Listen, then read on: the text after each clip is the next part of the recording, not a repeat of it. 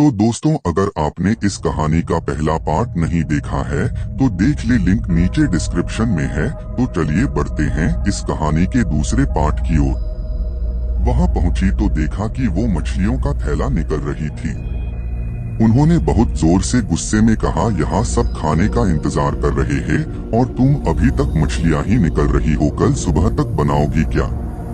उसके सिर पर घूंघट अभी भी था तो चेहरा देखना मुश्किल ही नहीं नामुमकिन था।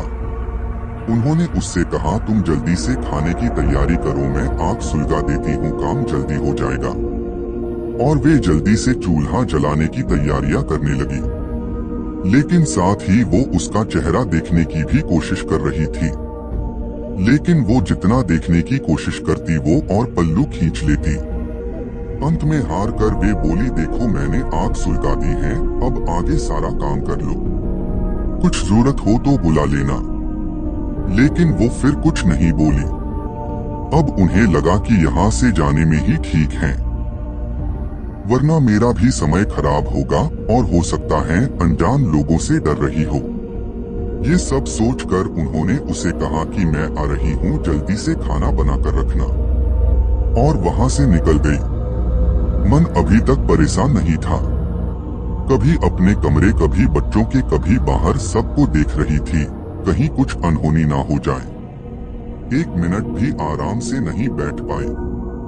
अभी 5 मिनट ही हुए थे, पर उनके लिए वो घड़ी पहाड़ सी हो रही थी। समय बीत ही नहीं रहा था। 8 मिनट बड़ी मुश्किल से गुजरे और वे तुरंत ही कुछ सोचकर रसोई की तरफ दौड़ी। और वहां पहुंचकर आया जैसे ही उन्होंने रसोई घर का नजारा देखा, उनकी आंखें फटी की फटी रह गई। उनके पैर बिल्कुल ही जम गए, ना उनसे आगे जाया जा रहा था ना ही पीछे। उनके हृदय की धड़कनें रुक रही थी। वो औरत रसोरे में बैठकर सारी कच्ची मछलियां खा रही थी। सारे रसोरे में मछलियां और खून बिखरा पड़ा था। उसके सिर से घूंघट भी उतरा पड़ा था। इतना खौफनाक चेहरा आज तक उन्होंने नहीं देखा था। बाल, नाखून सब बढ़े हुए थे। मछलियां खाने में मगन होने की वजह से उसे कुछ ध्यान भी नहीं था। और खुशी से कभी दो वो आवाजें भी निकल रही थी, ऊहू सी आवाजें गूंज रही थी। रसोरा पिछवाड़े में होने की वजह से और लोगों का ध्यान भी इधर नहीं आ रहा था। माँ को भी कुछ नहीं समझ आ रहा था कि चिल्लाने से कहीं घर के लोगों को नुकसान ना पहुँचाए। वो चुड़ैल से अपने घर को कैसे बचाए उन्हें समझ नहीं आ रहा था। बस भगवान का नाम ही उनके दिमाग में आ रहा था। अचानक वे आगे बढ़ने लगी उसकी तरफ और झट से एक थाल लिया और चूल्हे की तरफ दौड़ी। उस चुड़ैल की नजर भी पापा पर पड़ चुकी थी, सो वो भी कुछ सोचकर उठी अपनी जगह से।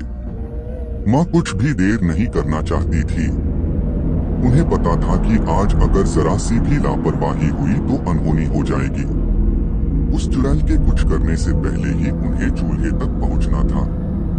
और चूल्हे के पास पहुंचकर उन्होंने जलता हुआ कोयला थाल में भर लिया और चुड़ैल की तरफ लेकर जोर से फेंका।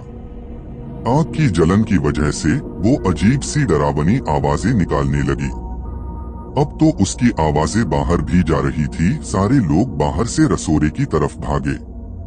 वो चुड़ैल जोर से हूँ जोर की आवाज निकल रही थी और पूरे रसोरे में दौड़ रही थी और माता जी को पकड़ना भी चाह रही थी।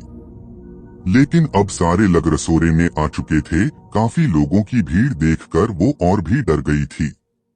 लोगों की भीड़ को ठेलती हुई वो बाहर जंगल की तरफ भाग गए और सारे लोग ये मंजर देखकर डरे साहमे से खड़े थे और मन ही मन माता जी की हिम्मत की दाद दे रहे थे, तो ऐसे छूटा चुड़ैल से पीछा।